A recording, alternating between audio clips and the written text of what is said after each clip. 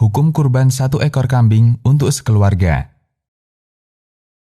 Seekor kambing cukup untuk kurban 1 keluarga, pahalanya mencakup seluruh anggota keluarga meskipun jumlahnya banyak, baik yang masih hidup maupun yang sudah meninggal. Sebagaimana ditunjukkan dalam hadis dari Abu Ayyub radhiyallahu anhu yang mengatakan, pada masa Rasulullah Shallallahu alaihi wasallam, seorang suami menyembelih seekor kambing sebagai kurban bagi dirinya dan keluarganya. Hadis riwayat Tirmidzi. Oleh karena itu, tidak selayaknya seseorang mengkhususkan kurban untuk salah satu anggota keluarganya tertentu. Misalnya, kurban tahun ini untuk bapaknya, tahun depan untuk ibunya, tahun berikutnya untuk anak pertama, dan seterusnya. Sesungguhnya, karunia dan kemurahan Allah sangat luas, maka tidak perlu dibatasi. Bahkan Nabi Shallallahu alaihi wasallam berkurban untuk dirinya dan seluruh umatnya.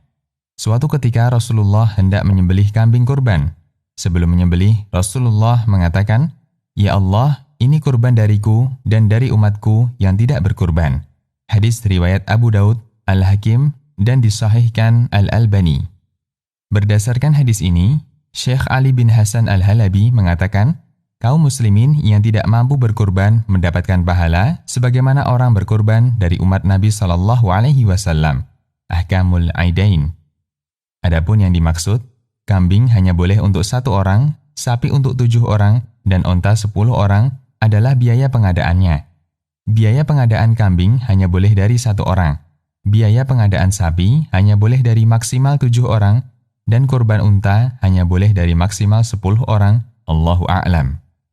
Batasan anggota keluarga yang tercakup dalam pahala berkurban. Siapa saja anggota keluarga yang tercakup dalam kegiatan berkurban seekor kambing? Ulama berselisih pendapat tentang batasan anggota keluarga yang mencukupi 1 hewan kurban.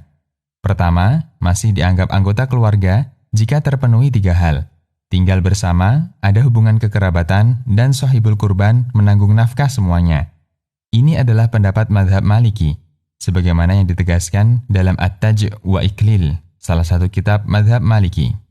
Kedua, semua orang yang berhak mendapatkan nafkah shahibul kurban.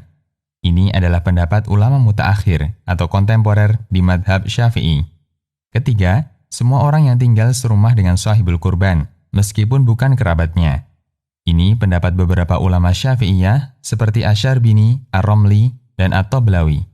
Imam Ar-Romli ditanya, apakah bisa dilaksanakan ibadah kurban untuk sekelompok orang yang tinggal dalam satu rumah, meskipun tidak ada hubungan kekerabatan di antara mereka? Ia menjawab, ya, bisa dilaksanakan. Fatwa Ar-Romli. Sementara Al-Haytami mengomentari fatwa Ar-Romli dengan mengatakan, mungkin maksudnya adalah kerabatnya, baik laki-laki maupun perempuan. Bisa juga yang dimaksud dengan ahlul bait atau keluarga di sini adalah semua orang yang mendapatkan nafkah dari 1 orang, meskipun ada orang yang aslinya tidak wajib dinafkahi. Sementara perkataan sahabat Abu Ayyub, seorang suami menyembelih seekor kambing sebagai kurban bagi dirinya dan keluarganya, memungkinkan untuk dipahami dengan 2 makna tersebut. Bisa juga dipahami sebagaimana zahir hadis, yaitu setiap orang yang tinggal dalam satu rumah, interaksi mereka jadi satu, meskipun tidak ada hubungan kekerabatan. Ini merupakan pendapat sebagian ulama, akan tetapi terlalu jauh dari kebenaran. Tuhfatul Muhtaj.